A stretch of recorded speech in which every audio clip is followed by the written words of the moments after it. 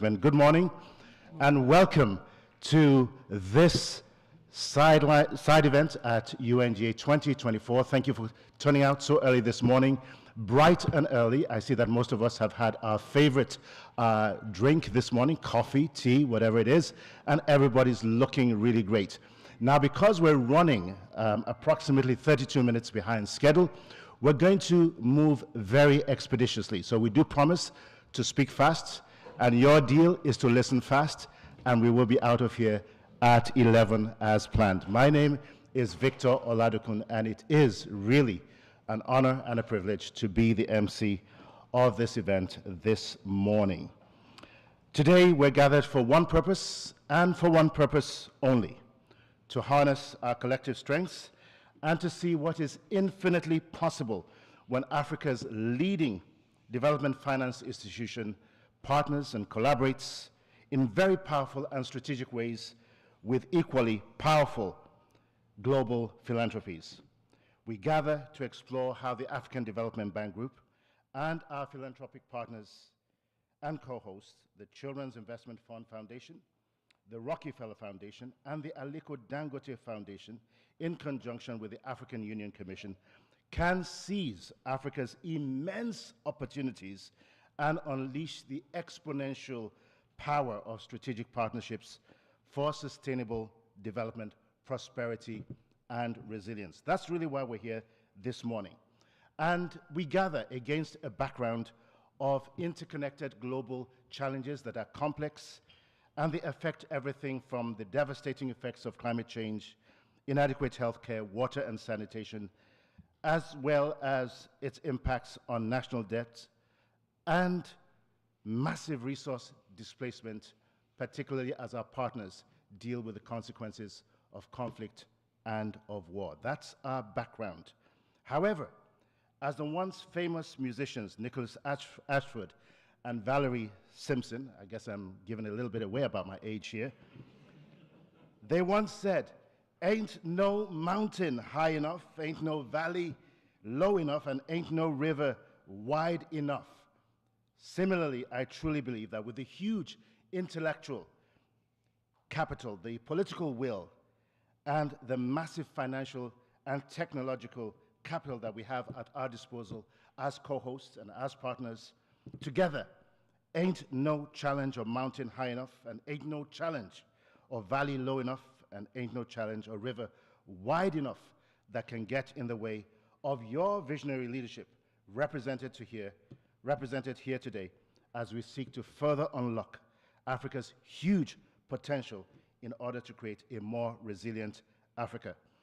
Our session today will be in three parts. It will consist of opening remarks, as well as a signing of a letter of intent and a moderated roundtable that will be fast and furious. With that being said, let me welcome to the podium our first speaker, who throughout a very rich and diverse career, it must be said, has not met a development mountain too high enough, or a development valley too low enough, nor a development river too wide enough that he thinks it is impossible to overcome. For this reason, and much more, he's been called Africa's optimist-in-chief. Distinguished ladies and gentlemen, this morning, please give a very warm New York welcome as he comes to the podium to set the stage for our session, the President of the African Development Bank Group, Dr. Akinwumi Adesina.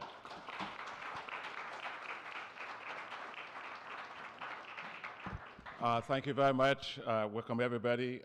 I've known Victor since he had a lot of hair at that time, and I can tell you these are memories of things we used to do and dance around. So, Your Majesty, King Letsie III of the Kingdom of Lesotho, and the African champion for nutrition. And in fact, when we ask you to be the African champion for nutrition, I did tell you, Your Majesty, that you are very tall, and we want every kid to be as tall as you. And so thank you for being a great champion for, give it up to him because he's doing a great job for us.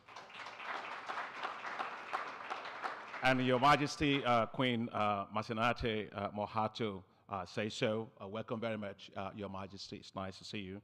My co-organizer, my friend, Sir Chris Hohn, the founder and the chair of the Children Investment Fund Foundation, the partners, my dear brother and friend, Aliko Dangote, the founder of Dangote Foundation, Roy Steiner, Senior Vice President of the Rockefeller Foundation, and of course, the AU Commissioner for Health, Humanitarian Affairs and Social Development, my sister, honorable ministers, in fact, my governor from Lesotho, Minister Motlan Yane, and heads of organizations, distinguished ladies and gentlemen, dear friends. Good morning to you all.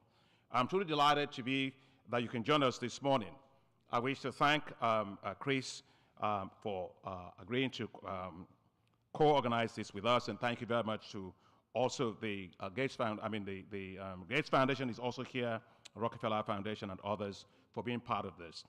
I thank you for finding time to be with us today as we discuss and explore how the African Development Bank and other philanthropies can work together for a prosperous, inclusive, and resilient Africa.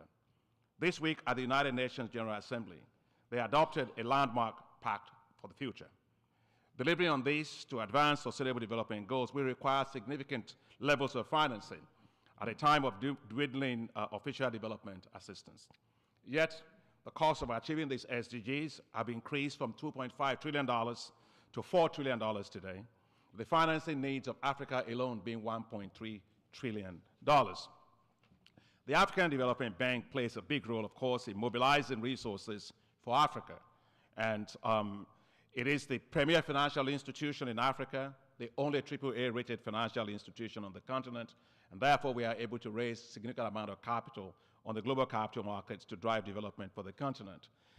And I think the African Development Bank is what you hear, but we also have what's called the African Development Fund, which is a concessional window of the African Development Bank Group that provides concessional financing for low-income countries. The African Development Bank focuses on 5 areas of work, which is, we call them the high five, to light up and power Africa, to feed Africa, to industrialize Africa, to integrate Africa, and to improve the quality of life for the people of Africa, which has to do with health, water, sanitation, and also the whole issue of nutrition that we're talking about and stunting and stuff like that. Today, in the past 7 years, these high fives, as we call them, has impacted the lives of more than 400 million people. And therefore, we, as your partner, we work at scale, and we have the resources to deliver measurable impacts on the ground. Philanthropies like yourself, we are very delighted to have you here today, have specifically unique characteristics that make you very important strategic partners to accelerate development efforts. Foundations, philanthropies, they take long-term perspectives. They provide catalytic financing for initiatives. They build human and institutional capacities. They bolster knowledge creation, and they show best practices. Because they are also very nimble, they can pilot programs and inform what works or what doesn't work, while fostering innovations and leveraging learnings between actors for best practices. Philanthropic organizations play a critical role in bridging funding gap and are significant contributors to global economic development. The organization, the OECD, Organization for Economic and Cooperation and Development's data indicates that in 2022, private philanthropic organizations contributed $10.4 billion towards global development, up from $3.4 billion in 2013. That data shows that Africa is the largest beneficiary of this, receiving $2.9 billion per year. However, because the resources of foundations comparatively are small, they are not able to scale interventions on their own, especially in countries. This presents a compelling need for strategic partnerships between foundations, philanthropies, and the multilateral development banks like ourselves, the African Development Bank.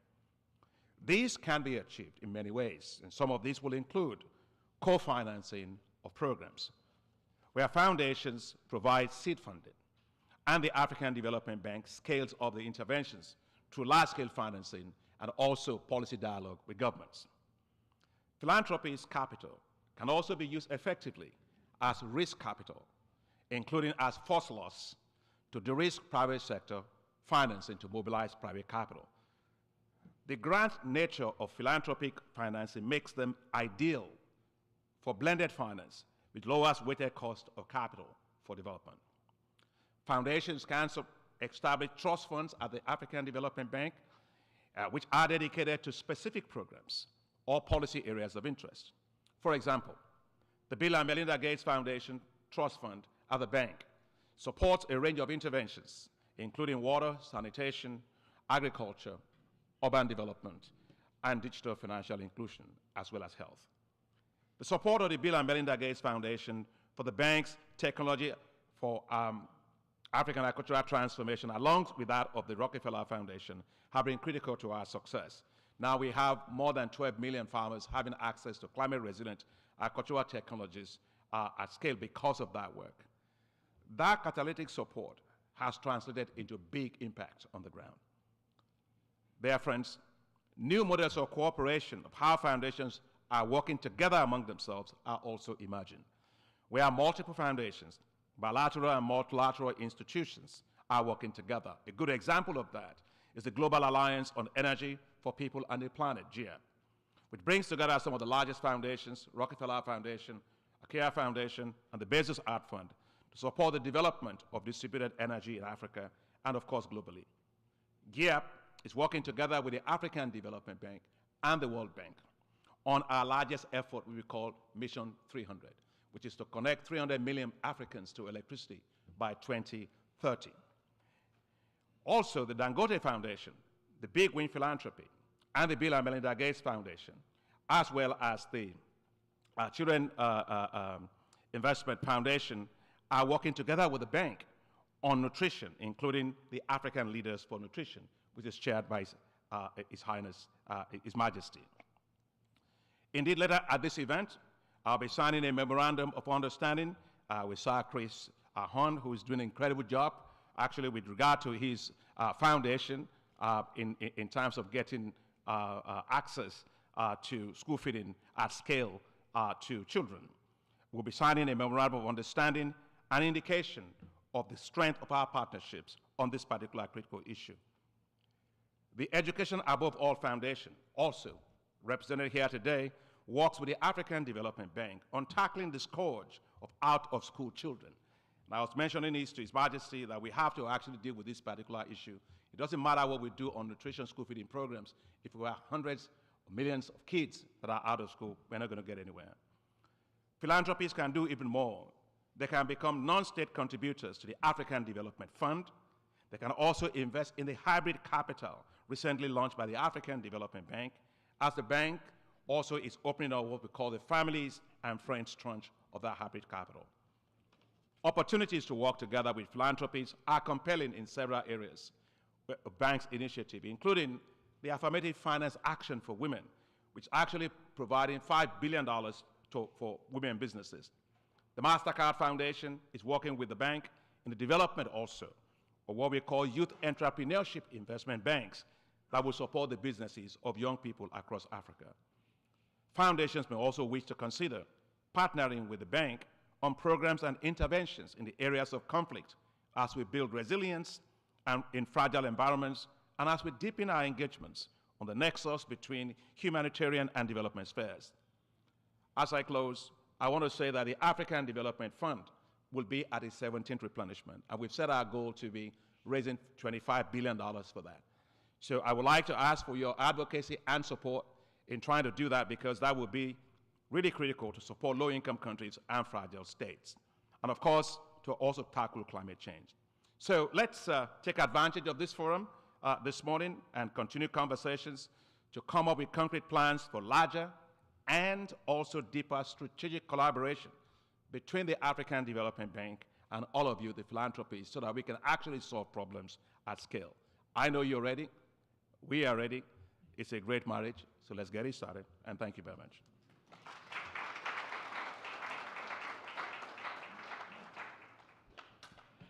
Thank you, Dr. Adesina, for helping set the stage for our session this morning. We'll segue very quickly, in the interest of time, into opening remarks by a truly visionary voice of our time, whose organization has been a powerful and very creative force in supporting initiatives that tackle hunger and educational access, particularly for Africa's most vulnerable children and through a strong focus on ending school-age hunger. Distinguished ladies and gentlemen, please give again a warm welcome to Sir Chris Hohn, Chair of the Board and founder of the Children's Investment Fund Foundation, otherwise popularly known as CIF.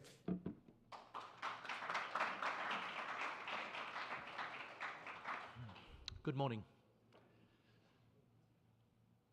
About a year or so ago, a Kenyan woman called Wawira came to us and said she has a disruptive new technology that can transform Africa.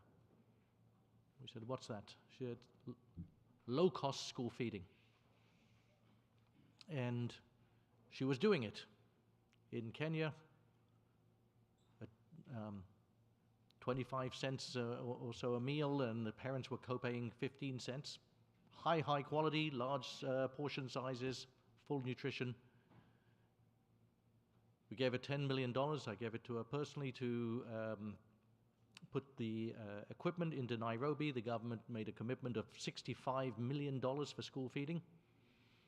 And today, every child in Nairobi is getting a free school meal. I think actually the parents are paying 5 cents copay, and so not quite free, but close to. And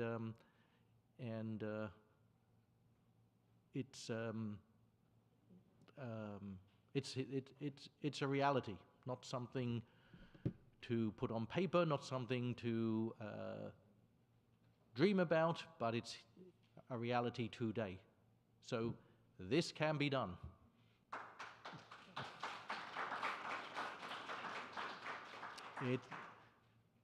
Why hasn't it been done? Okay, well, 2 reasons. Nobody had figured out how to do it at very low cost, which is an important barrier. And but actually, it's not hard. Okay, and we took Wawira to a conference called Audacious for billionaires.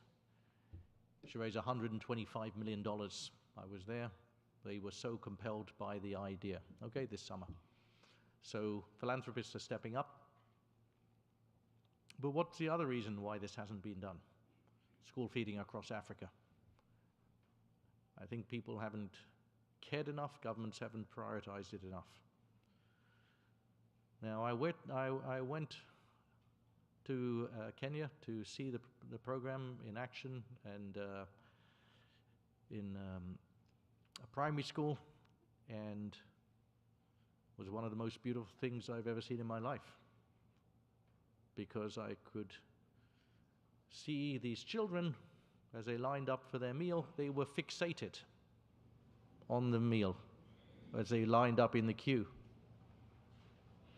because they understood the importance of that meal, which might be the only meal that they'd had that day. Many of these children come to school with no breakfast and no lunch. They cannot learn with no food. So the school becomes pointless. Okay? And it was so clear as you looked into the eyes of these children to see, A, the divinity within them, and secondly, what a beautiful thing it was. So I did something I don't like to do. I cried. Okay? So, the school feeding is a silver bullet. People like to say there's no silver bullet for development, but I don't agree. This is one of them. Because it serves education. Enrollment in these schools was up 30%. That's incredible. And instead of learning nothing because they're starving, they could learn. And also, attendance and out of school went down dramatically, and so lowering child marriage and all of these other things. So school feeding isn't just a malnutrition thing, it's an education solution. 2 for 1. Okay? And the price, because every price always matters, We can do this for $40 a child per year.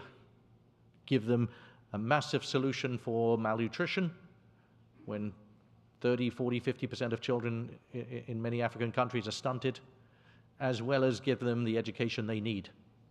So it's an affordable thing.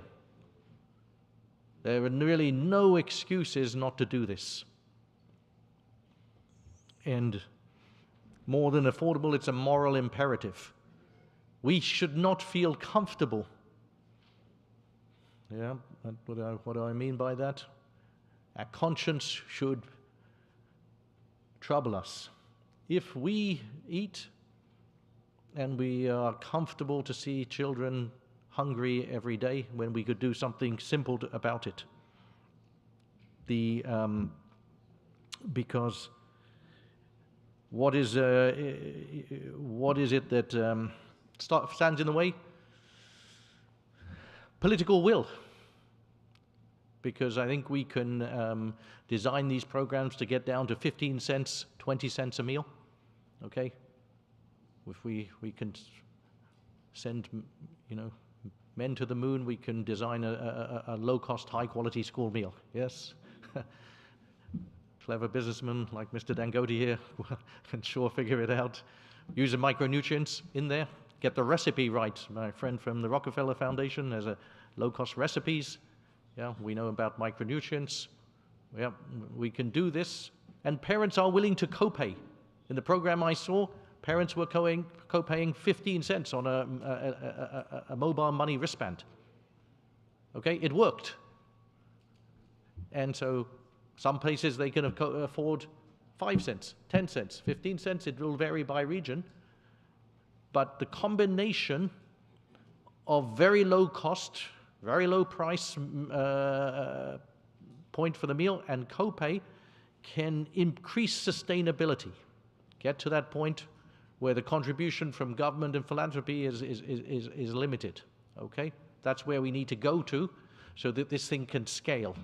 Okay, but it's from our experience in Kenya, we know it is feasible, and Food for Education with that $125 million is going to go into 5 more African countries, and so it's our great honor to make a $50 million commitment of the Children's Investment Fund Foundation to this partnership with the African Development Bank.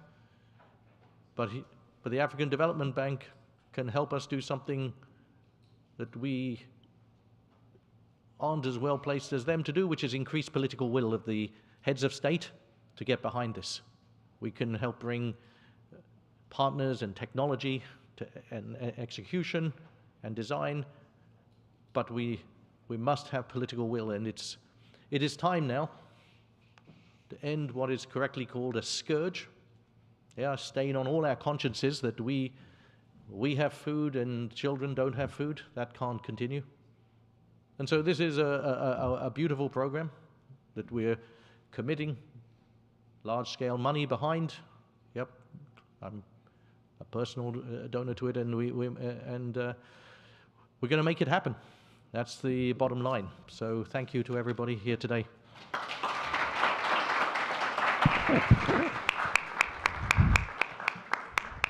Sir Chris Hohn, thank you for your very inspirational remarks on behalf of the Children's Investment Fund Foundation. I don't think we heard what he said a few moments ago. It's a $50 million commitment. That is worth applauding. That's the power of partnership and leverage. And together with the African Development Bank, that is money that can go really far. It is not a dream, but it's a reality. And as Sir Chris Hohn says, our conscience should trouble us. After all, every single one of us in this room were once children. 700 million children across Africa, many of them school age. Our consciences should indeed trouble us, and we must collectively do something to make a difference.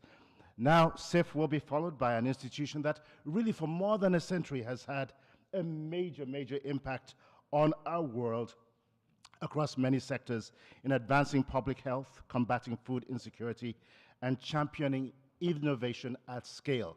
and I really, really mean that. To share the Rockefellers' vision for increasing its footprint in Africa and creating lasting change, please welcome to the podium, right next to me, the Rockefeller Foundation's Senior Vice President, Roy Steiner, who has 3 minutes to make his remarks as the King, I gather, will be leaving shortly. Roy, over to you. All right, thank you so much. It's wonderful to welcome you to our hometown. Obviously, you know, if many people don't know, but we donated the land for the United Nations, so you can blame the traffic on us. So one of the things that I think is so amazing about what Chris said is that school meals is really coming to the fore. I would disagree, though, Chris, on one thing. You said it's a 2-for-1. It's actually a 6-for-1. Not only is it a nutrition security, but it's an economic development play. It's a education play. It's a gender play. Girls go to school more and stay in school longer. It's a climate action play. And I think and it's an adaptation and mitigation play. So I think there's so many things that school meals do that we're starting to understand. And it's one of the reasons why the School Meals Coalition has been the most successful coalition after the Food Systems Summit. 100 countries have signed on to that. But as Akin mentioned, who's my brother and was a Rockefeller Foundation colleague, we need to work together. And so the Rockefeller Foundation, along with the School Meals Coalition, Nova Nordis, the Global Partnership for Education, are working to develop a school meals delivery unit as part of the School Meals Coalition that will work with countries to develop the most effective, efficient, cost efficient, as Chris mentioned. It's not easy to go from 2 to 10 million kids. It's not easy to feed 20 to 30% of the population, and we need to provide the technical assistance to countries. So we invite anybody who wants to be involved with this. We can only do this together. So thank you so much, and I'm being asked to go, so thank you.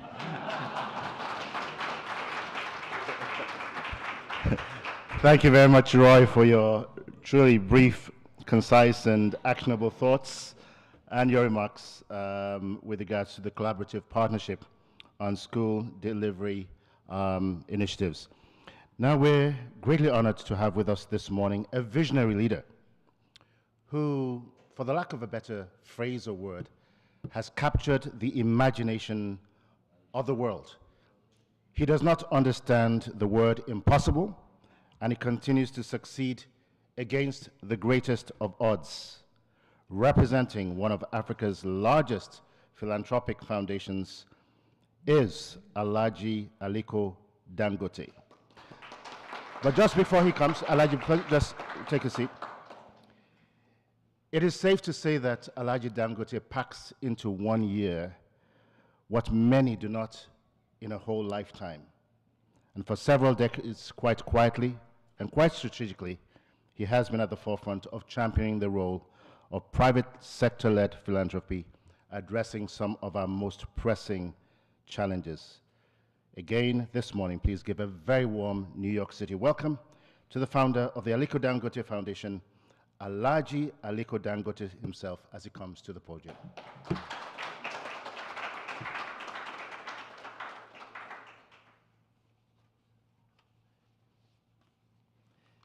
Your Majesty, the King of Lesotho, my brother and dear friend, Dr. Akinwumi Adesina, President of the AfDB, group, other distinguished ladies and gentlemen that are here, all other protocols duly observed. Well, thank you very much. I was just having a side chat with my brother here that, one of the greatest things for us in the foundation is actually feeding. And we take it very, very, very serious, especially with the hunger in Africa. For the last 25 years, we've been feeding almost 12,000 people every day, and we have not stopped to date. And then we also have designed something where we give about 32,500 loaves of bread, family size, since the beginning of, COVID, because when people were asked to stay at home. And after COVID, we found it very difficult to withdraw that, so we continue doing that. But, my brother here, Dr. Adesina, said that we should try and leverage and do a much, much bigger, which I think we're ready to pump in a lot of money in terms of feeding. Like what I keep saying, our foundation work will actually maybe triple in the next, from next year, because we've already finished our focus, which was the mega projects, which we've been doing for the last 7 years. Now that we've crossed the line, I think we should channel most of our money to foundations work. So on that note, it is really a great pleasure to be with you, here this morning. And, I know that most of you must have been very busy. Some of you went to bed very late. But thank you very much for turning up. I'm looking forward to having a discussion today with my brother, Dr. Adesina, about philanthropy, and not about investing in manufacturing or setting up things in, because that's what we mostly talk about, how to invest in manufacturing and infrastructure. But today is not about that, it's about philanthropy. Today I will share how we have actually been able to successfully partner with the African Development Bank and the Big Win Philanthropy on an issue that is very, very close to my heart, namely malnutrition among children. Banking on Nutrition is a program helping to generate long-term economic growth across Africa by unlocking the nutrition potential of the African Development Bank's investment portfolio. It involved redesigning the bank's investment in areas such as agriculture, water, sanitation, hygiene, social protection, health, and education to become nutrition smart and deliver a greater social and economic return alongside achieving nutrition impact, thus representing a double win for AfDB and its member countries. The Banking on Nutrition program had a three-part approach.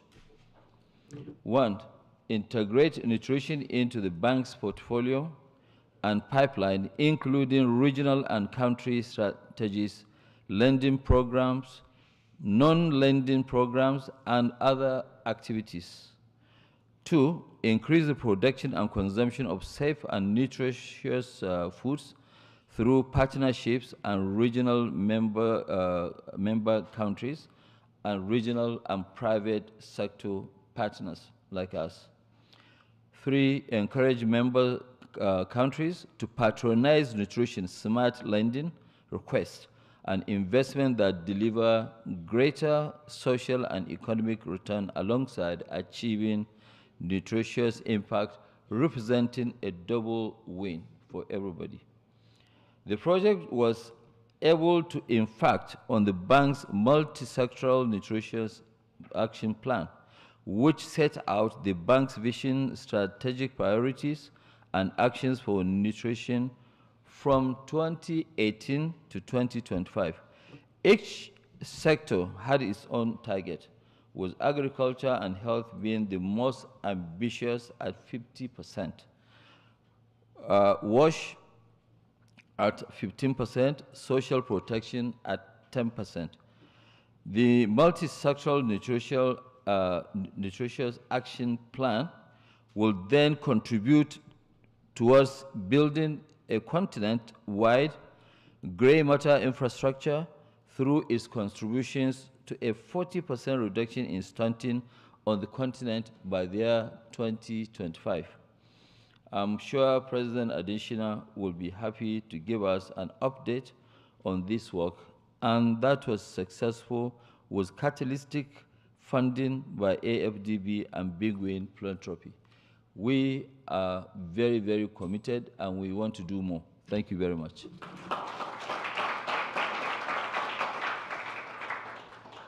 Alhaji Aliko Dangote, thank you very much, sir. A gentleman who wears many, many hats. And as they say, uneasy lies the head that wears the crown. As we said earlier, this is somebody who does not believe in the word impossible, and he's proved that over and over again. Thank you very much for your commitment. We will now transition to the African Union Commission. So it really is a delight to have with us this morning Her Excellency Minata Samate Sesuma, the Commissioner for Health, Humanitarian Affairs and Social Development at the African Union Commission. Please give her an even warmer welcome than we've given all of our speakers prior to now, as she comes forward to give us a continental perspective. Your Excellency, the podium is yours. 3 minutes, please. Thank you so much, moderator. Your Majesty Letsie III, Kingdom of Lesotho champion, African Union champion on nutrition, Her Majesty the Queen of the Kingdom of Lesotho, my brother Adesina, Dangote, and I salute all partners. I'm happy this morning to see these philanthropies engaged for nutrition. I say thank you to all of you and for being with us this morning. I'm deeply honored to take the floor this morning and seeing leaders advocating for nutrition in Africa. I'm proud. I'm happy to see that one. This is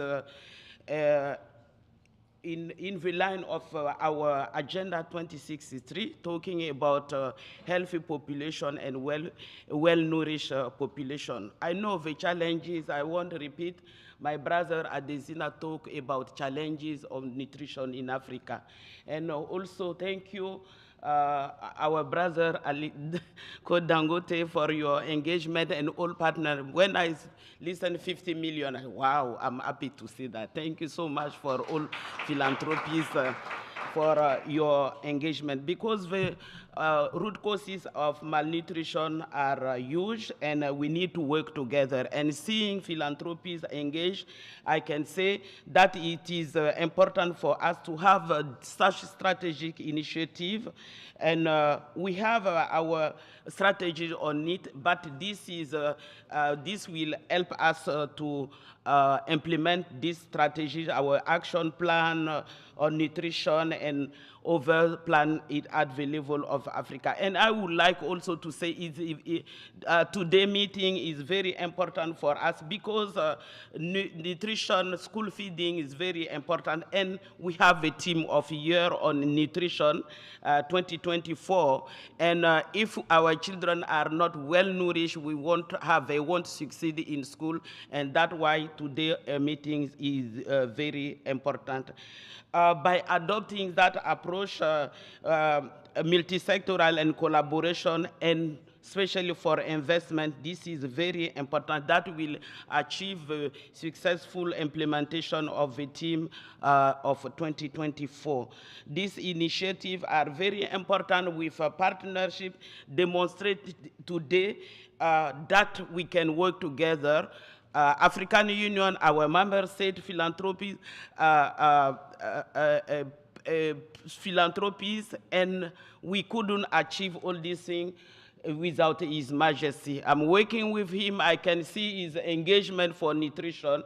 And I used to say, if we have all African leaders engaging like him, we will finish with malnutrition, especially for our children. Thank you so much, Your Majesty. As I conclude, I would like to express my sincere gratitude to His Majesty, Her Majesty, and all philanthropies here, the high podium, for convening this important meeting. And as African Union, we still fast commitment to collaborative effort with all pertinent stakeholders to attain the shared objective of a healthy and well-nourished citizen in Africa. This is very important for us. I don't know, moderator is, I know to invite the king, or you will do it. Okay, thank you so much.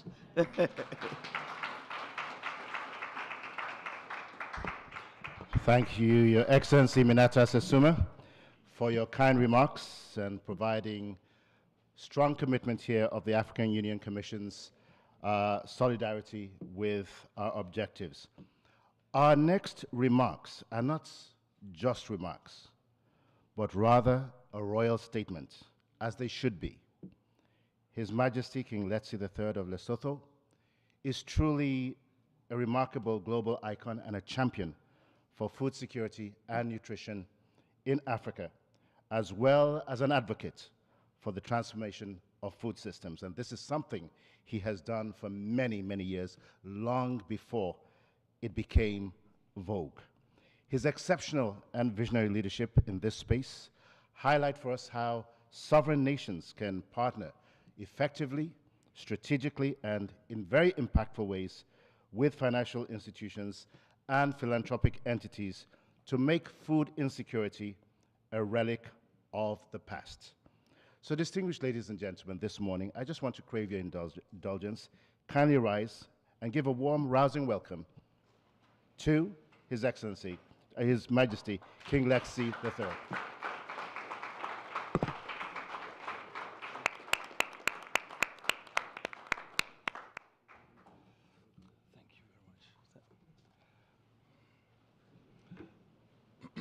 Your Majesty, Mayor Masenate, Honorable Minister of Finance, Mayor Adelaide Matlanyane, Dr. Adesina, President of the African Development Bank Group, Your Excellency,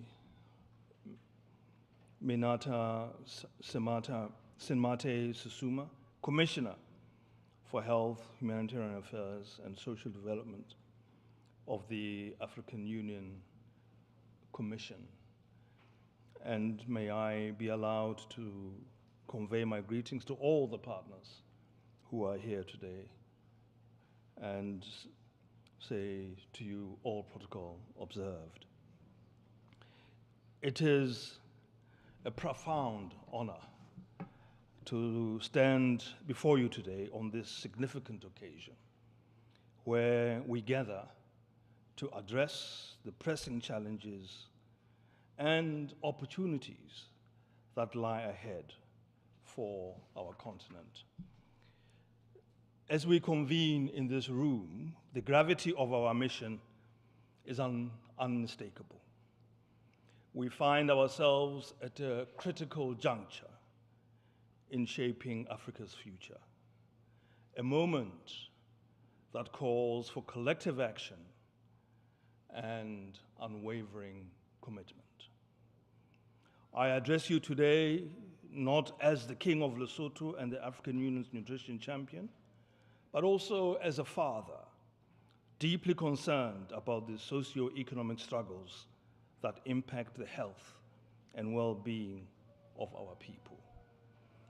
I have witnessed firsthand the challenges that our communities face.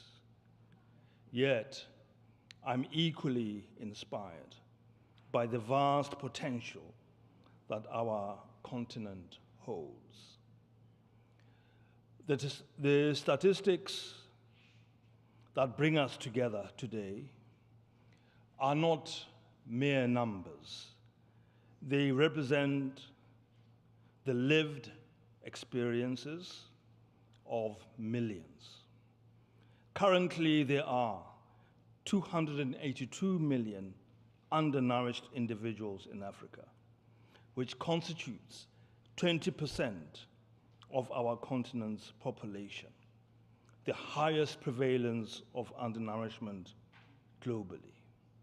Alarmingly, nearly 60 million children under the age of 5, 1 in every 3 children, suffer from stunted growth. This stunting not only hampers their physical development, but also impairs cognitive abilities, diminishes educational performance, and ultimately affects economic productivity in adulthood. Furthermore, around 40% of women of reproductive age, that is between 15 and 49 years, are afflicted by anemia. the high rates of stunting and anemia contribute to adverse health outcomes and pose significant barriers to economic development by impacting productivity and educational attainment. These figures are not just statistics. They are our children, our future, and our collective responsibility. However, I do not stand here before you in despair. Instead, I stand here filled with hope, determination, and a profound respect for the collective power that is present in this room. Today, we are formalizing the End School Age Hunger Fund through the signing of the letter of intent between the African Development Bank Group and the Children's Investment Fund Foundation. This initiative represents more than just a program. It is a bold affirmation of our shared vision for Africa, a vision where no child has to choose between learning and eating, where schools serve not only as centers of education, but also as places of nourishment for both mind and body. I extend my heartfelt gratitude to the African Development Bank, the Children's Investment Foundation, the Rockefeller Foundation, the Aliko Dangote Foundation, the Bill and Melinda Gates Foundation, and all organizations represented here today. Your commitment to this cause is commendable. The initial commitment of $50 million from CIFF is not merely an investment in a fund, it is an investment in the future of Africa. Yet our work is far from complete. This fund and our collaboration must serve as a catalyst for a broader movement towards sustainable solutions that address the root causes of hunger and malnutrition across our continent. As we proceed with discussions, I urge you to think beyond the immediate. Yes, we aim to reach 10 million vulnerable children in 10 pilot countries by 2030. But let us see this as just the beginning. Let every idea shared, every partnership formed, and every commitment made today be a stepping stone towards a fully nourished, educated, and empowered Africa. Remember, we are not just feeding children. We are cultivating the next generation of African leaders, thinkers, and innovators. We are investing in the very foundation of our continent's future. Together, we can scale up impactful interventions in nutrition, climate change, job creation, youth and women empowerment, health, and governance. As we deliberate and as we decide, keep in your hearts the image of a continent transformed, a continent where every child, from the bustling cities of Nigeria to the highlands of Ethiopia, from the shores of Senegal to the plains of Kenya, from the forests of the Congo, and indeed to the mountains of Lesotho, steps into a classroom ready to learn, grow, and dream big. This is the Africa we want. This is the Africa we can build. This is the future we must create, not for ourselves, but for every African child yet to be born. Let us align our efforts with the African Union's theme of the year for 2024, which prioritize education with a strong emphasis on nutrition. I thank you for your attention, and I look forward to the fruitful discussions ahead.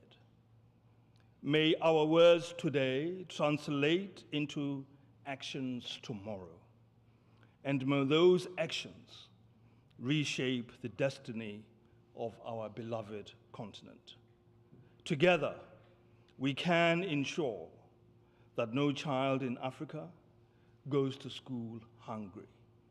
And in doing so, we can build a brighter, more resilient future for our beloved continent. I thank you.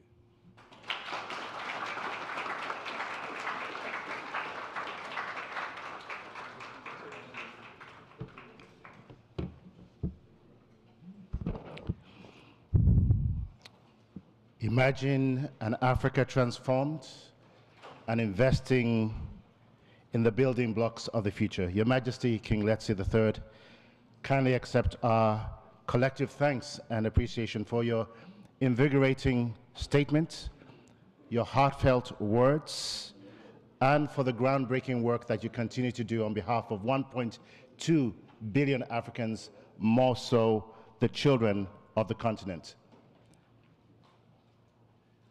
As a world-renowned author, Chimamanda Ngozi Adichie once said, "We cannot control everything that happens to us, but we can control how we respond, and in that is our power."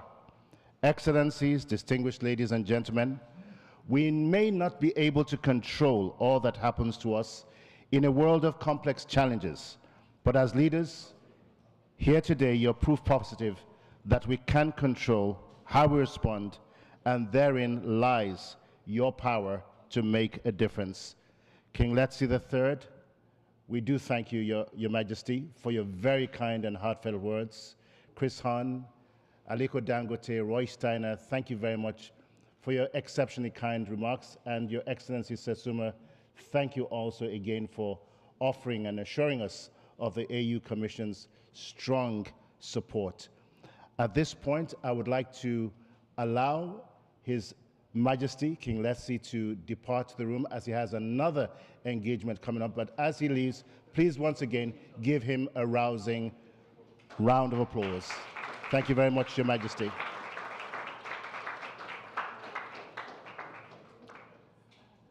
Up next, we have the signing of a letter of intent on ending school-age hunger, the partnership that is. And this is going to be between SIF and the African Development Bank. It signals, you may be seated, distinguished ladies and gentlemen, it does signal a joint commitment to tackle one of Africa's most urgent crises, hunger among school-age children. As the protocol team arranges the chairs for the signing, we just ask for your patience as that is being set up. And once Dr. Adesina comes back into the room, we will proceed with the signing.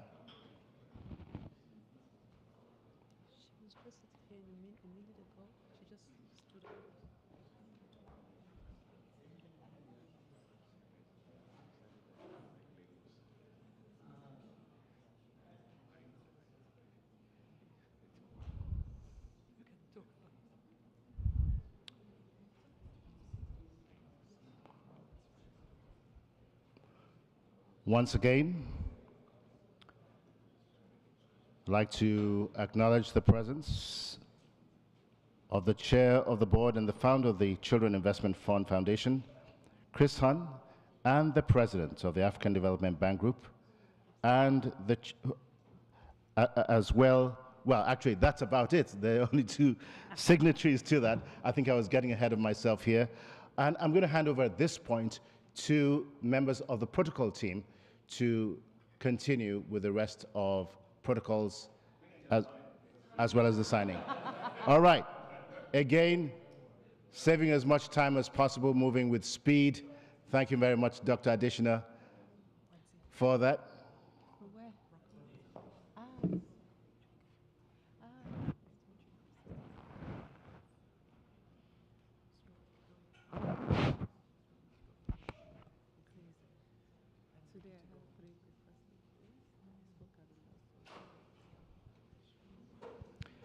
And once the signing is completed, I will ask that Dr. Adesina, if you could kindly, Musa, could you kindly move Dr. Adesina as well as Chris Hohn to the middle of the branding element.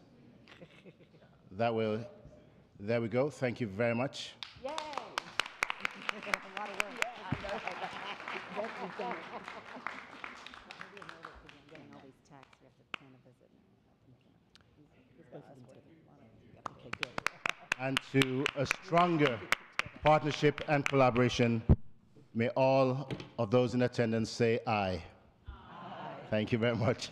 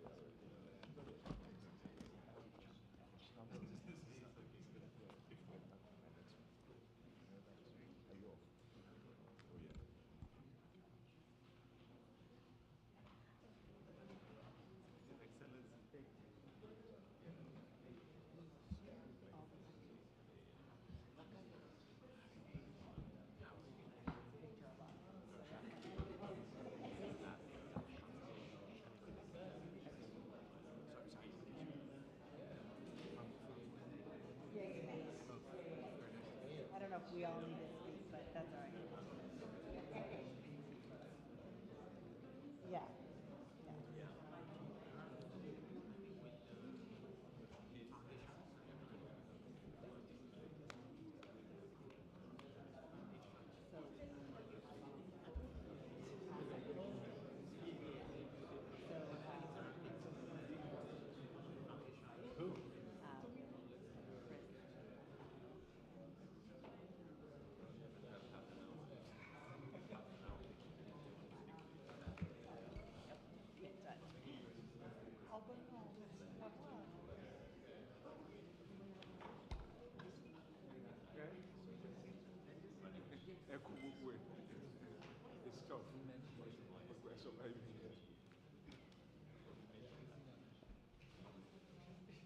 It's great.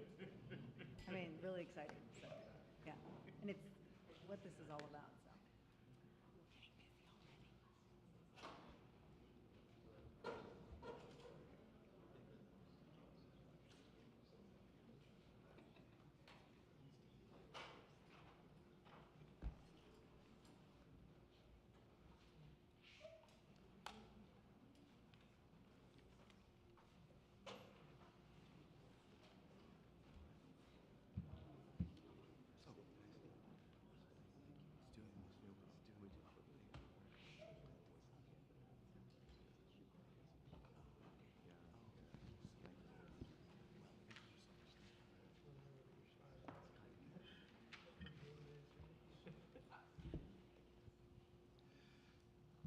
Thank you very much, distinguished ladies and gentlemen, for your patience.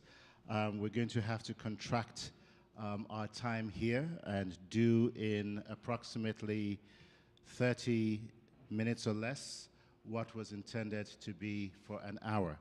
So again, as I implored us earlier, let's try and speak fast, listen fast, and we will get out of here at 11 o'clock. Our roundtable session is in 3 parts. One will be an introduction with the co-hosts with just very, very short remarks from them. The second session will be with the Aliko Dangote Foundation as well as SIF. And third, we will have open discussions with members of the audience in the time that is permitted, as well as thoughts and reflections by Dr. Akinwumi Adesina as we bring things to a close. So I'd like to, we've heard from our co-hosts. They've given us the mandate, they've laid out the terrain, and I'd like us to reflect on that in our comments. But I'd like to go first to Vice President Dr. Beth Dunford here, who leads initiatives, the initiatives of the African Development Bank, especially in the area of nutrition and food. The African Development Bank really has had a very long history of partnerships with philanthropies as well as other institutions. How successful have those been, and how optimistic are you about what we've just heard today? Hello? Yes, we can hear you clearly. So good morning. It's wonderful to see you all and just be very inspired about, I think, the commitment to work together that we've seen here in the room. Obviously, the $50 million commitment from SIF to work with the African Development Bank to advance school feeding on the continent is huge. And these types of partnerships with philanthropies allows us to really sort of unlock our balance sheet and do so much more. Huge leverage effect where we can really sort of help to push our sovereign lending into areas that we think that need more assistance, more incentives, and to really address specific problems. So that's what you're seeing here today with school feeding. I did want to go back to something that my boss mentioned earlier, Dr. Akinwumi Adesina, which is the Affirmative Finance Action for Women in Africa. This is the president's vision and concrete plan to mobilize $5 billion to put into the hands of women-owned SMEs on the continent. There's a huge funding gap, but yet there's the energy, the ideas, and the drive to really take forward that economic growth led by women on the continent. And through this vision, in less than 3 years, we've approved $1.8 billion in lending to women entrepreneurs across the continent. This is in 43 African countries, reaching 18,000 women-owned SMEs so far to date. Over 170 financial institutions are partnering with us on this effort. So how has this worked, right?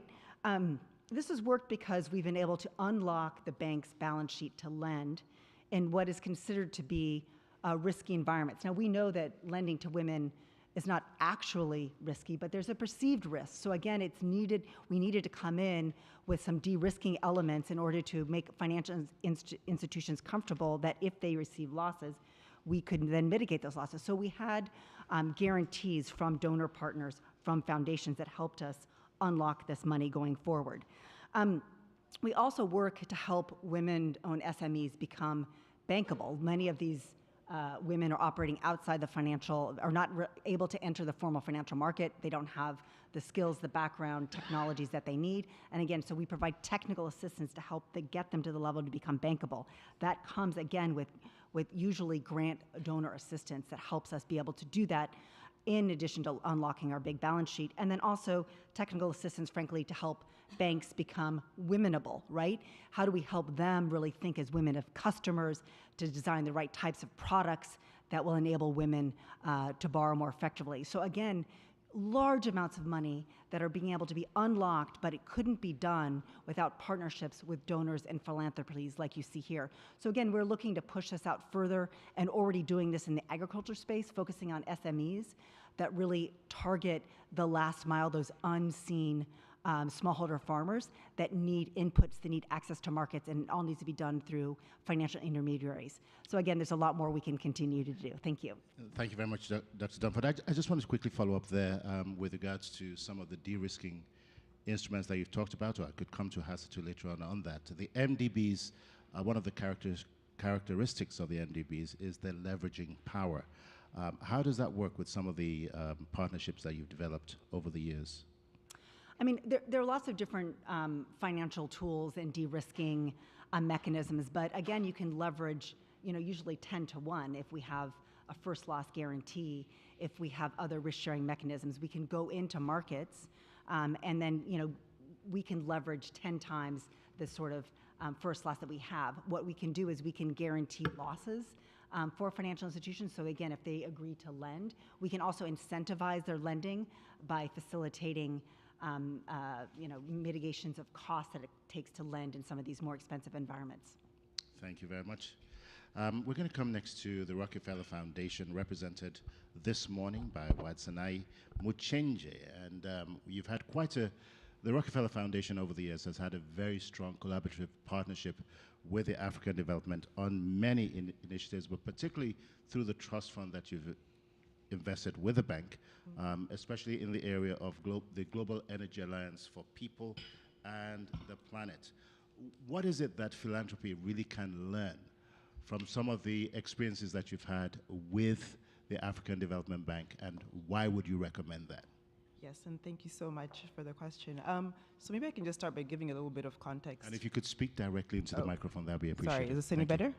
All right, thank you so much. And maybe if I could start by giving a little bit of context here about the Rockefeller Foundation. So the Rockefeller Foundation is one of the oldest philanthropies. It turned 111 years old in May, but it's also one of the smallest. So if you look in comparison to BMGF, which has an endowment of 75 billion, Novo Nordisk Foundation has an endowment of over 100 billion, RF's endowment is actually really small, so it's at 6 billion, and we work with 5% returns. Now, we're not going to address all the challenges with 5% of 6 billion per year. That's about 300 million per year that we have available to us. And I think the approach that we're taking now is called a big bets approach, where we don't want to sprinkle money across areas, because we're not going to move the needle doing that. So it's with that in mind, really, that we created an entity like the Global Energy Alliance for People and Planet, which is a 1.5 billion commitment with the IKEA Foundation and the Bezos Earth Fund.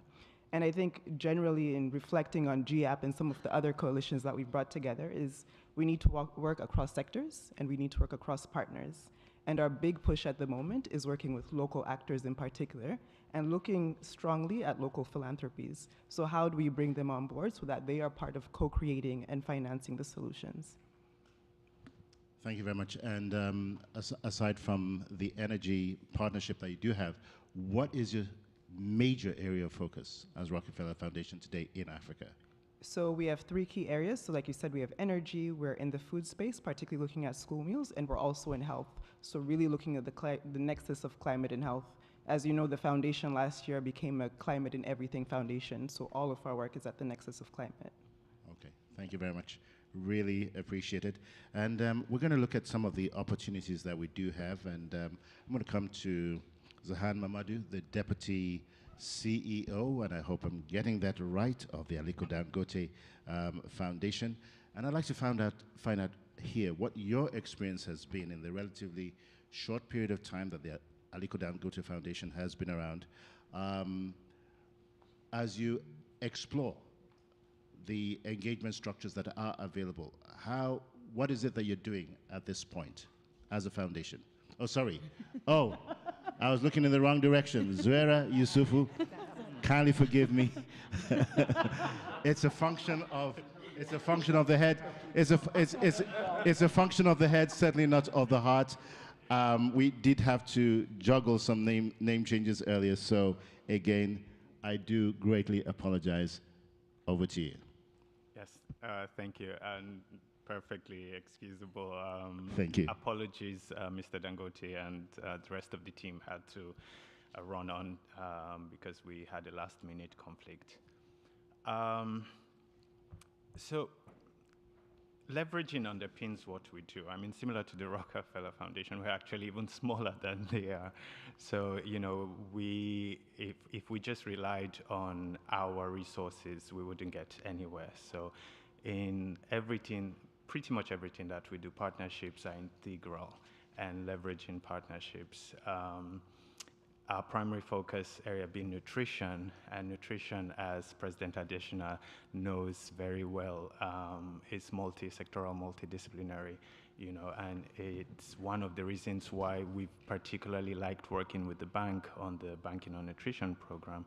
It's exactly that, and you know, it was just perfect timing that President Adesina was at the bank at this time, you know, so he immediately got what we were talking about, and the bank was really receptive to adjusting. So we'd really like to see that expand beyond this singular institution. I understand that the bank is already working with other development finance institutions who are looking to learn from this. I think more and more development partners are beginning to realize that single issue approaches don't really get us where we need to. given how intertwined everything is, particularly as, again, my colleague mentioned, the issue of climate and environment is dominating all issues. So this is one of the reasons why when we were invited, I must say last minute, to consider this program, we immediately were like, yes, absolutely, we'll lend our support to it and would like to encourage other philanthropies. I'm particularly pleased to see my friend Benga Oyebode here, who's heading the Africa Philanthropic Forum, because that is another approach that we are taking to say that individual philanthropies are not going to make a difference, let's be honest. So the more we come together and collaborate and work together and find solutions together, the better all around. Thank you very much. Alhaji Dangote spoke earlier about feeding 12,000 school-age children every single day. You've had quite a bit of experience doing that in Nigeria. Are there plans to scale that up in other parts of the continent? Well, first and foremost, it's more than just school-age children. The program covers various aspects. There's hospitals, prisons, local neighborhoods, as well as school-age. But to be honest with you, it's not one of our favorite programs because it's almost like the proverbial feeding the man rather than teaching him how to fish, providing the fish. And that, again, speaks to why we like working with the bank, right? Because the AfDB has a big focus on infrastructure. And it's the infrastructure that underpins the capacity for individuals to be independent and self-reliant that is more important than direct individual interventions. Thank you very much for that. I'm going to come next to the person I was looking at earlier, inadvertently, Faustina Finn Iyame, the Executive Director of CIF here. Now, philanthropy only accounts for 1% of the development needs in Africa. We have a long way to go to catch up, I think, with other parts of the world. But CIF has been a big proponent of what we call the silent P in philanthropy, public and private engagement. How successful have you been in crowding matching and working together with public capital to match grant locations on the continent? Okay, well, thank you very much. And I follow on from, the two previous speakers. And if you could also kindly speak directly into the microphone. Yes. Thank you. I take off from where the two speakers have just, said that, philanthropy can't do it on its own. And I think that philanthropy has learnt the lesson the hard way, that we have to pull our funding together to make a more impactful and more sustainable impact in all the areas that we want to work in, and more strategically and more integrated. Siloism is not helping us, and it has never helped us.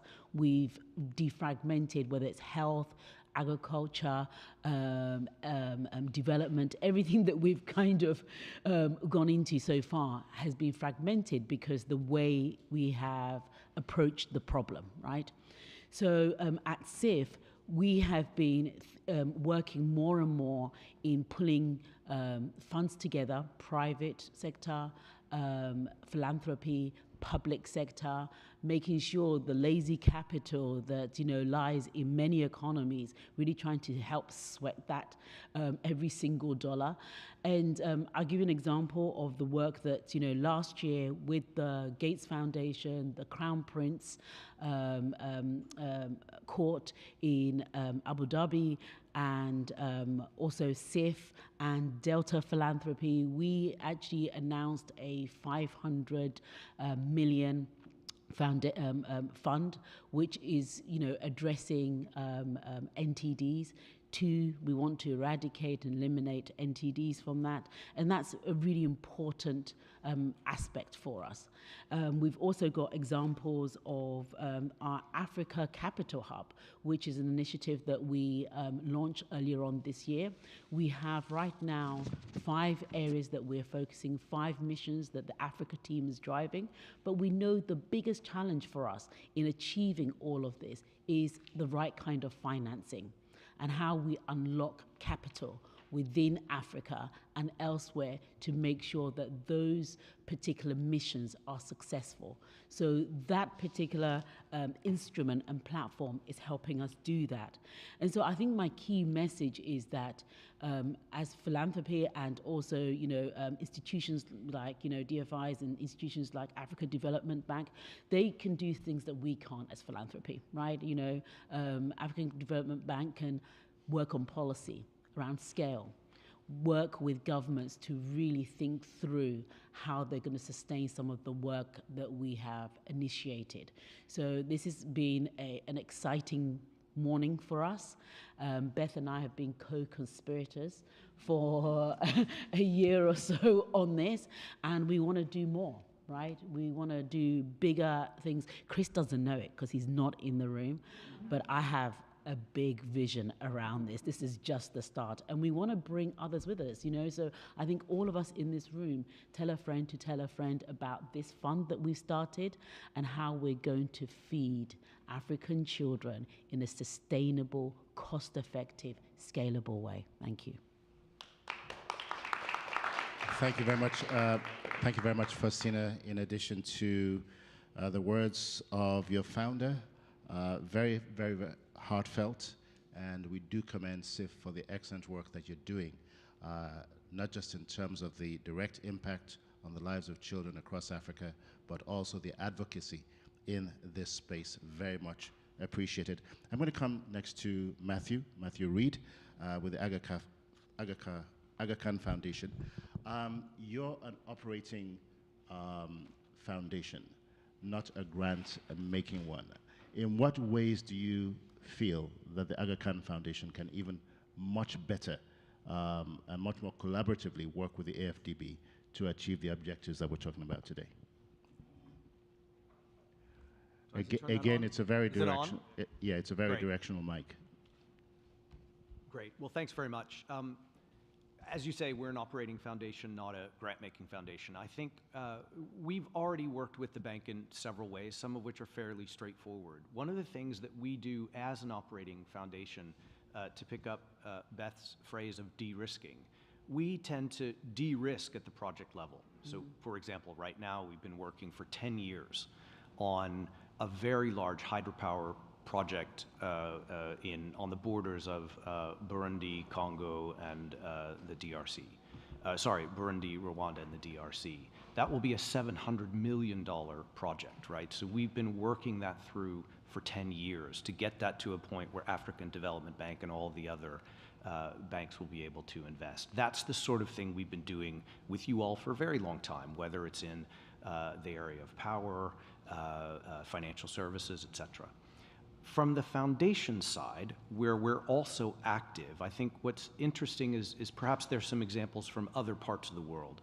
So we've recently started working with the World Bank, Asian Development Bank, the Global Partnership for Education at the implementation level and the country level. So what we're doing is we're co-financing with them activities, we're managing coalitions of partners, and we're connecting work on the ground at the community level, which is where we're really based, connecting it back to national governments, and ensuring that you get that deep sort of project penetration, if you will, at the community level. So that's something where when we can use our capacity as an operating foundation, along with our financial capacity to co-finance and develop things for the long term. Thank you very much, Matthew. And I just want to commend again, just like all of the foundations here, the excellent work that the Aga Khan Foundation has done over the years on the continent. Exemplary work, and thank you very much for being a part of this session. I'm going to segue very quickly and connect with my dear colleague and friend Hazatu Nsele here, particularly with regards to the climate action window that the bank does have. What are your thoughts on how we can even better partner with some of our foundations here, and how can they take advantage of some of what we do have to offer as a bank? And while you're on that, I just want to, there's been a whole lot of conversation about the global financial architecture, redrawing that reshaping it. And you've played a very significant role, along with Dr. Adesina, in moving the agenda forward for Africa. I'd like you to tie that into your response here, because, again, as Faustina said, and rightly so, siloism is dead. I think we really have to do a much better job partnering with one another. So over to you, Hasatu, for your comments. Thank you very much. I'm trying to get this mic to work. Does it work? Oh, great. Okay. There's no red light. So thank you very much. So let me just give some kind of a context. So access to vertical funds have been very challenging for low-income countries. And we know that African countries are one of the most, or the least equipped for climate change and the least emitter. But yet they are able to only access about 3%. Two, funding for adaptation has been scarce, and we know that what Africa needs first and foremost is climate adaptation, hence the climate action window. So the African Development Fund, which is the soft loan lending arm of the African Development Bank Group, has been quite successful in deploying climate finance. Therefore, we thought that a climate action window, which is geared towards climate adaptation, 75%, which provides technical support to countries to also allow them to be in a better position to access vertical funds, is part of the solution. So we launched the climate action window at COP last 2 years ago? 2 years ago. And with December 2023, about $424 million received from countries in a pilot phase. But our aim is to bring it to 4 billion to 13 billion. Our aim is to make the climate action window, one of the main tools for climate financing on the African continent. And why are we talking about the climate action window with you today? Is because, in a unique way, what we want the climate action window to be is a cooperation between bilaterals and philanthropies. We've never had philanthropies be part of such a huge initiative within the bank, but here, you, philanthropies, are going to have a seat at the table and your say as well as part of this coalition. So, we're looking forward to conversations on the climate action window, and we're sure that for all of you who are interested in climate, this is the solution in order to further climate financing in Africa. You talked about hybrid capital, and also, you didn't talk about hybrid capital, but you alluded to hybrid capital. Actually, yeah, please. And the international financial architecture. So basically what we know as the international financial architecture has not been working, has not been delivering or working for us because we are not in a position to deliver on the SDGs, on the Africa Union. So we've been asked as part of the G20 MDBs to work as a system. But I think that it's not MDBs just working as a system. I think that MDBs and philanthropies need to work as a system. It is very clear that we cannot achieve development without the private sector. And we know the conditions under which the private sector can be mobilized at scale. Our resources as MDBs are not sufficient. Your resources, albeit limited, is extremely powerful. So MDB philanthropies together is one solution to be able to mobilize the private sector at scale. We can work efficiently and systematically by providing, first loss in order to unlock or allow even transactions to take life. But also you can leverage the resources. $1 for $1, or let's say $1 for $4 or $8 is much better than one for $4. So why am I saying that is because we at the African Development Bank have created an instrument. It's not designed much more than create an instrument that is that can be used by MDBs to unlock additional resources. So it's hybrid capital. So basically, $1 billion of hybrid capital launch is $4 billion at least of additional resources that can be leveraged by the African Development Bank. But also, if you add co-financing, it can go up to $8 billion. And what is the role that philanthropies can play is that hybrid capital is relatively expensive. And by bringing in grant resources, not even grant resources, it can be even in the form of a loan, you allow an instrument to be, you allow your resources to be further leveraged, but more importantly, to be even more impactful. Right. I'm going to you have to stop me. I know there's quite a lot that we can talk about here, but the leveraging power that the African Development Bank brings to the table is one of the key reasons why philanthropies should partner with the African Development Bank.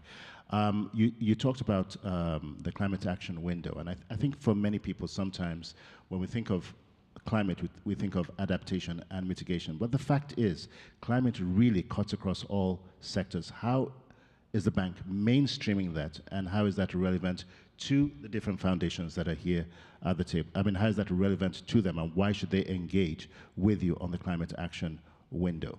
So the African Development Bank, as you know, has been a leader in terms of climate financing.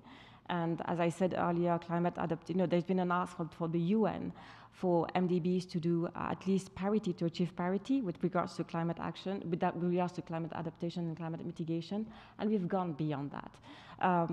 There's been at the African Development Bank, the mandate or the vision of the institution, as part of the 10-year strategy has been to, how do we help Africa transition to green growth? The new strategy of the bank puts really climate at the center of what we do. There is a clear recognition that in Africa, because I don't know if you recall the discussion 2 or 3 years ago, it was, we cannot do climate and development, we have to choose. Absolutely not. And there is a clear recognition from African leaders that if you are not involved in climate financing, you are not going to be able to reach your development goals, because climate risk exacerbates your challenges. So this is something that is key, or that we have internalized, and that is part of our mandate. So in everything that we do, the climate aspects are looked at. Thank you very much, Hester. And I'm going to come to Susanna Gable. Since 2011, approximately 13 years, the Gates Foundation has worked in partnership with the African Development Bank across several areas and sectors, probably 7 if I recall. What are the success factors that you can identify that have made this a marriage made in heaven, if I can call it that? Over to you. Absolutely. You can continue calling it that, and that's how we're going to continue looking at it. We're very proud of this collaboration for sure. In terms of success factors in our collaboration, where we see it working best is when we can marry then our comparative advantages, which from our side is very much on the innovation side of things, and then marry that with the African Development Bank's ability to connect that to opportunities in your both public and private network, and to financiers on the continent. And one example of that being the TAT program, which we're very excited about. So Technologies for African Agriculture Transformation, where there are proven innovations developed on the continent that is then connected to financial opportunities and can be scaled through the African Development Bank. And I was very pleased to hear in the introductions the talk about not only the importance of innovation, but innovation with scaling. We can't just continue doing innovation and piloting, but actually look at what are the scalable options. And that goes also in terms of financial innovation, where you clearly, we've heard a lot here, are at the frontier, and we commend you a lot for that. And that's something we see as one of your success factors for sure as well. Thank you. Okay, thank you very much, Susanna Gable. Now, in the interest of time, because as I said earlier, we're trying to compress into 30 minutes and some of what we should have done over the period of an hour. Before I come to the audience, I'd like to provide several members of our panel with comments that are related to what we heard earlier during the first part of our session together, as well as what you see as the way forward. So in this order, I'm going to ask that Benga Oyebode of the African Philanthropy Forum, that you provide us with your perspectives, followed by Nicole Isepi of the Bezos Earth Fund, as well as Tonya Kinney with Luminate, and Natalie Delapalme Mo Ibrahim Foundation, and then we'll go to the audience. So in that order, if you could just give us your insights, as well as what you see as the opportunities available to us as a continent. Thank you very much.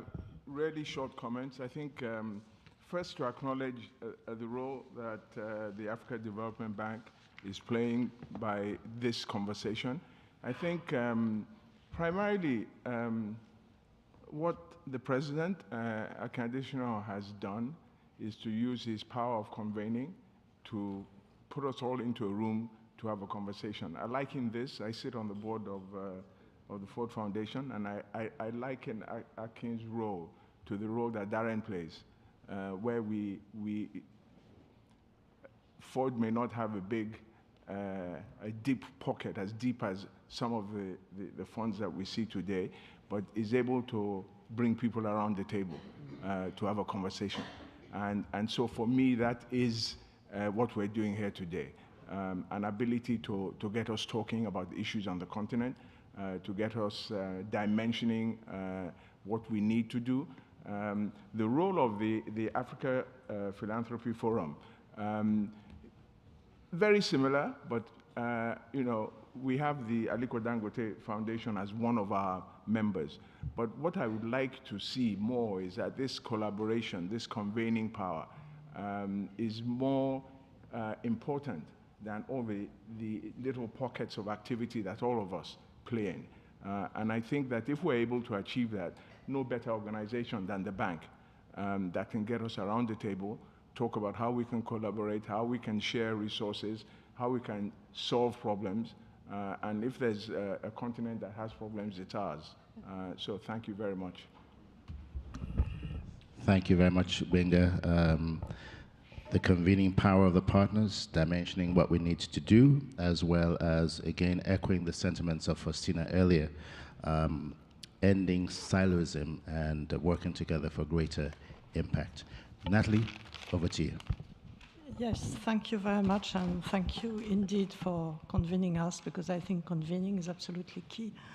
And given the size of the challenges... and also, if you could speak directly into the microphone. Given thank you very much indeed for convening us. Given the size of the challenges, we definitely need to pool resources, but I think it's not only about financial resources that we need to pool, but non-financial resources. I mean, at the Foundation, we issued last June a report which was titled, Financing Africa, Where is the Money? And one of our key conclusions is, in fact, the money is there more than we think, but we just need to unearth it.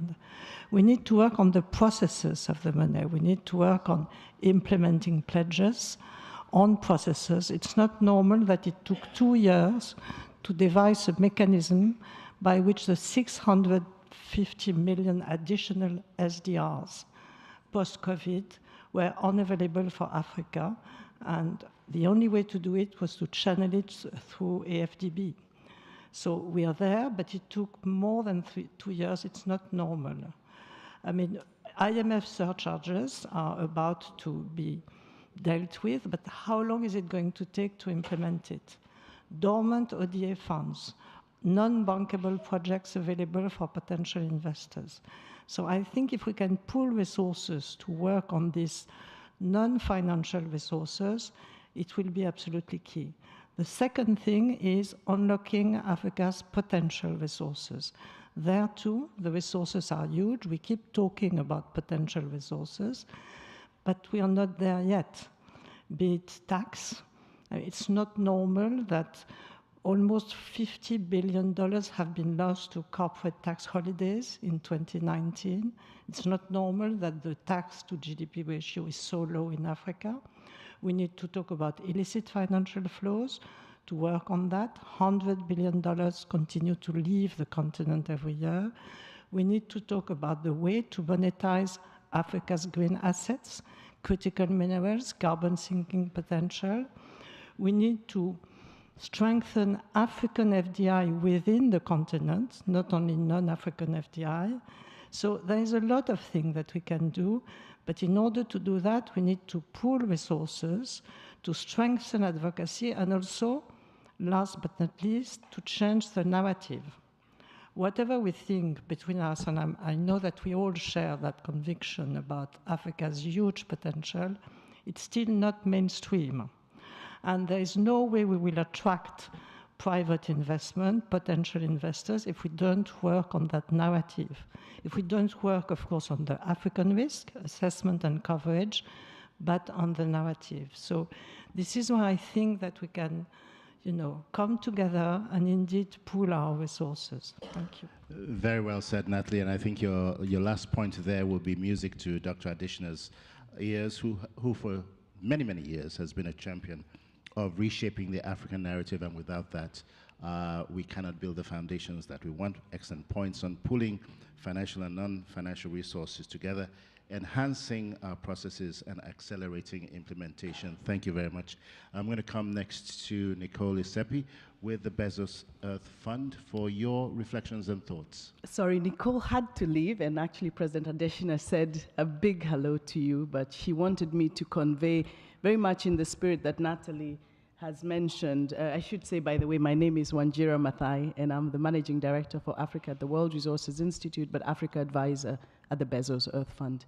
And just really in the spirit of what Natalie said, the narrative is crucial. And actually, it's not just good to do. We know that the world will not achieve its climate or development goals if Africa does not unlock its climate opportunities. Those have been very clearly outlined, but I think that narrative is something we need to say, not only because it's good for Africa, but actually it's good for the rest of the world.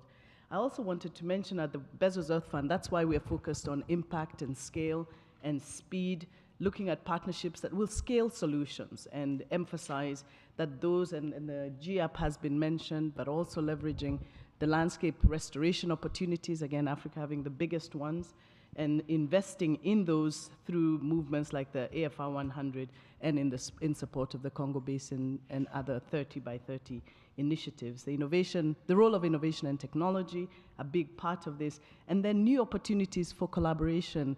President Adesina knows that the Bezos Earth Fund is very keen on MDB collaboration, emphasizing potential for scale and de-risking, as has been mentioned a couple of times, and leveraging funding for domestic capital mobilization and the localization of manufacturing. I think these are all key issues. The Bezos Earth Fund, uniquely one of the newer funds in the room, but also one that has given itself 10 years to exhaust its $10 billion investment. So Africa, let's go for it. Thanks. Thank you very much, Wanjiri, for very well representing Nicole Letsie at the Bezos Fund. I love what you said. Again, I think our collective voices here speak to the need to end the dissipation of effort and energy as we work together, as well as ending also the paralysis of analysis. Together we can do a whole lot more to make a huge, huge difference. Toyin Akini of Luminate, your thoughts as we slowly come to a close. Sure. Thank you. And the advantage of speaking last is that you can basically say everyone has said what you wanted to say, which is true in this case, because my reflections are, around collaborations, around learning, the learning that as a private foundation we are taking on board, and allowing this to inform the way that we work. So Luminate is a global philanthropic organization. It's a private foundation, and we work across different regions, including Africa, to make sure that technology does serve the public good, that technology works for society. And, you know, everyone is talking about artificial intelligence. It was central to conversations in the last 1 week. And we know that one of the things that I have enjoyed actually hearing and seeing put on the table is the governance of artificial intelligence, the governance of technology, and that is where Luminate operates. We've worked over the years to support civil society organizations, and we're increasingly learning what the power of collaboration is. We've explored a few collaborations on the continent and in other continents where we work, and we're seeing increasingly, that we're trying to bring about systems impact, systems change, and systems change does require an ecosystem approach. And that's basically what everyone here has said. And so what are the intersections of technology governance, and climate, for instance, and child rights, and mental health. For example, I talked about artificial intelligence. It has it's transformative potential, but we've also seen examples of harms that previous technologies have brought. So how can we, as we talk about the possibilities and the opportunities, also center governance? And that's where we come into the conversation as always.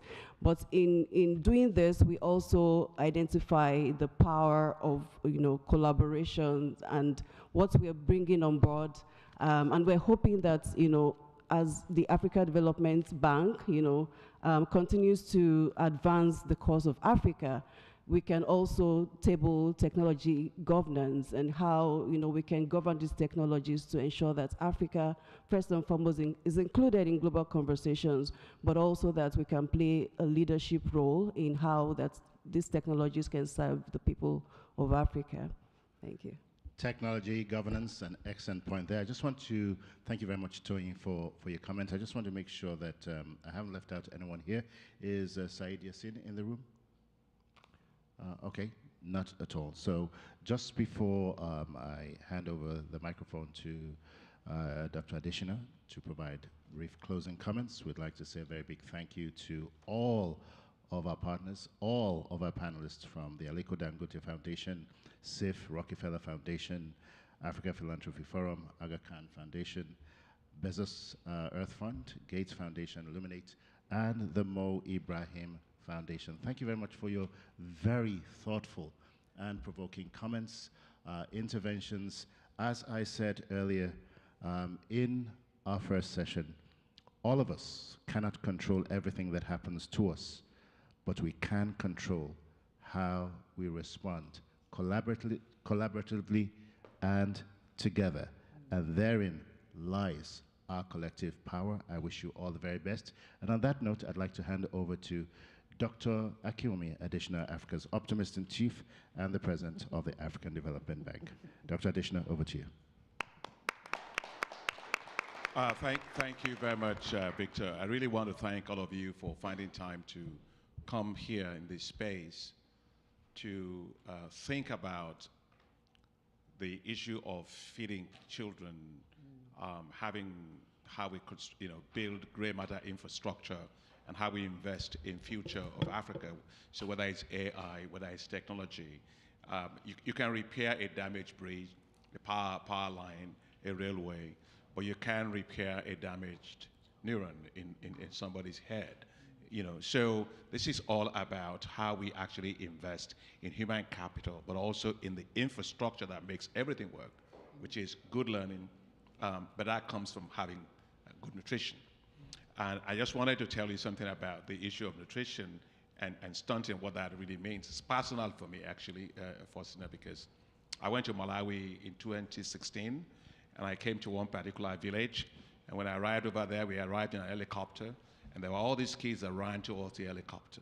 My eye got fixated on the little kid. It was really like a runt like this, and he came close to me, and I was sure he couldn't be more than 5 years old. And so I leaned down, forward, and I said, "What's your name?" But the voice that came out got me startled. It was not actually 5 years old. It was 13 years old. And he looked at me, and I asked him, what do you want to do when you grow up? I say, he wanted to be a medical doctor. Well, my son is a medical doctor in the US. So I said, there's no way with this level of severe stunting that this kid can ever become a medical doctor.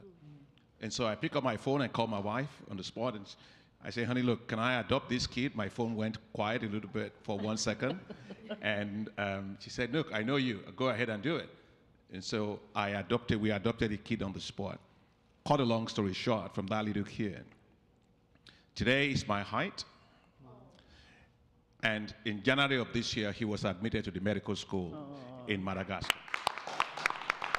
This tells you what the power of what we're doing. So I want to use that first to thank you, Faustine, and also to thank Chris for the fantastic generosity of Chris in putting up this $50 million towards this. And I think he said it himself, it's about building the future. The King said it's about building hope and opportunities for people, unlocking their potential.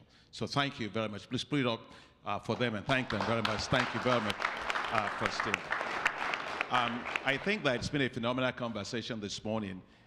You know, so let me frame our collective thinking here into 5 areas. I like 5 things, so I'll frame it into 5 things. So what I'm hearing is that we need convening. We should be doing more convenings. That we should be doing a lot more connecting, right? That we should be doing a lot more collaborating, right?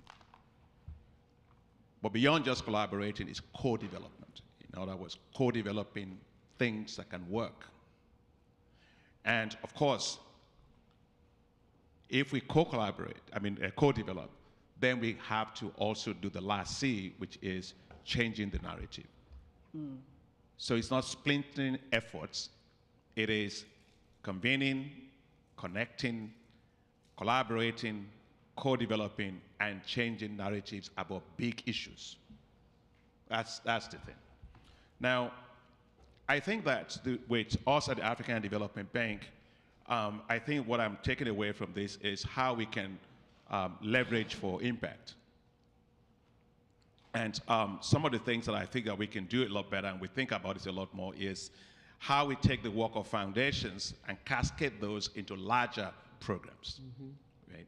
So you need a catalyst, but that catalyst have to have some reaction that actually gets what you need. So how do we cascade that into larger programs?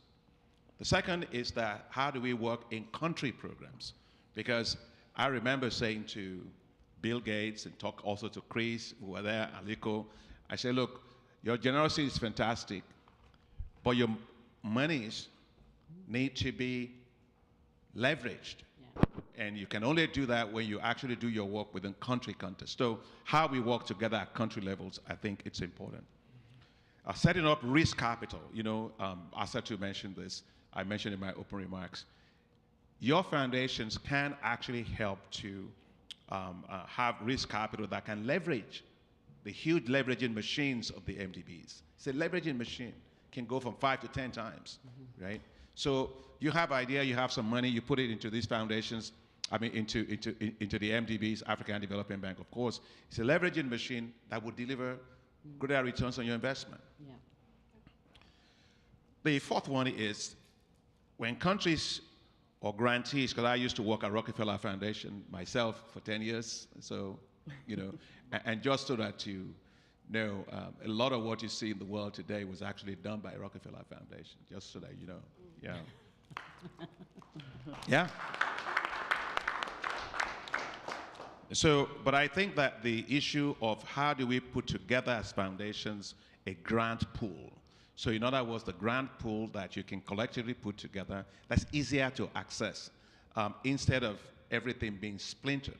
And you go, you know, but collectively, here is a grant pool of money that you put together that people can access to develop things and make big things happen. It's something I think that we should think about. The other thing is, you've heard about the hybrid capital. We absolutely want you in your foundations to take a look at a hybrid capital, because your hybrid capital, your involvement in hybrid capital can allow us to leverage 4 or 5 times of that to actually deliver more. So the family and friends tranche of that hybrid capital is something that we would like you to take a great look at. The other one is how to set up what I'm calling a philanthropic co-financing platform. You know, when you want to co-create things, you need a platform, a community of practice that get together around a platform. And so we could have a co-financing platform. We say, here are things that we want to do. Here are pools of capital that we put together to do it. You know, you were talking about to enjoy the one of JAP, but JAP we did specifically in the case of energy. But there's so many things, you know, that we don't have to keep creating little things around the place. So I think that we could consider a co-financing platform on that. So just to close, the last thing is about governments. All the philanthropic monies in the world, all the monies of MDBs will amount to nothing without having good governance, without having political will, without having commitment. Today, you heard from the King, His Majesty, what he said over here. So government commitment is the key. And so I have five suggestions, right, on how we can scale with governments, especially. First is how to make sure that whenever we commit money, we are asking for leverage on the other side. Yeah. So as a condition, you know, you can't, somebody was saying you can't keep teaching people how to fish, you have to, to giving things away, you have to teach them how to fish. Yeah. There has to be a commensurate commitment, right? Almost like a framing thing to say, if we put in X amount of money, I need you to put in X amount of money. Yeah, so that's one. The other one is leveraging policy commitments, because you can actually do things, they succeed, a government is there, the next time another government comes, they throw that out, and everything that you've done is gone. So we have to make sure that all of our work leverages policy commitment, right? So in the case of nutrition, for example, it means that, I was talking to you and Chris, posting, you know, you put in money, the government has to say, okay, we're going to put up a budget, we're going to do this, we're going to do that. So it has to be like in a covenant. It's not just a conversation that we continue to have. Often that's the problem, right? And the third one is legislation. I have been minister, and I know how you can develop great programs. When the government leaves, somebody comes in and does something sometimes crazy. And actually throws away all the great things that everybody has been doing for political reasons. I think that for us to succeed in this effort, we need to find a way of working with the legislative arm of government to have legislations that enshrine, you know, as I was telling to you about food. Food is a fundamental human right. It has to be inside of legislations of countries to be able to do that. It's not just food, for other things, access to energy, to do AI is also, energy is also a fundamental human right, you know. So I think legislation. The fourth one is long-term budget support. Because you cannot succeed to scale unless governments actually make that decision to set money aside to make those things work at scale, right? So show me your commitment not by what you say, show me your commitment by where you put your money and how much money you put there, right? And the last thing I want to say is on private sector, which we all have talked about, the importance of leveraging private sector. And so the de-risking is the key. You know, putting up guarantees that can de-risk makes a big difference. And I think, you know, because of the way foundations are, your monies can be set up in those kind of things to actually reduce the weighted cost of capital, de-risk the entire financial ecosystem to make things work at scale. So those are some of the thoughts, you know, that I have. And I think that, as Natalie was saying, this kind of, and also being, we need to do more of this, but going beyond just the issue we're talking about, you know, how do we will have more convenience around this issue if you agree about some of these issues and see how we can move them forward. Your roles are very, very important. We're very, very delighted and honored that you've taken your time out of your busy schedules to be here and do a collective thinking about how we can work together with multilateral development banks, and in this case, the African Development Bank. As I said at the UN, The future is for Africa. But we're going to take it. We're going to take it. Nobody gives you a future. You reach to it and grab it by yourself. And what we're doing is creating the alliances to allow us to be able to do that. And as Africa's issues are many, opportunities are also many. So I'm going to ask you to please rise. I'm not collecting any offerings or anything. Please just rise and put your hands with the, connect your hand with the person next to you. Just connect with somebody. Yeah, connecting is one of the things we said we were going to do, right? So I'm going to go back into it again. I did say convening, connecting, collaborating, co-development, and changing narrative. So let's put our hands together and let's say, let's do the 5 C's. Let's do the 5 C's. Let's get on with it. Get on with it. That's right. Good. And I'd just like to ask our panelists to convene just outside the door here for a family photograph as we bring this session to a close. All of our panelists just outside the door, please. Thank you.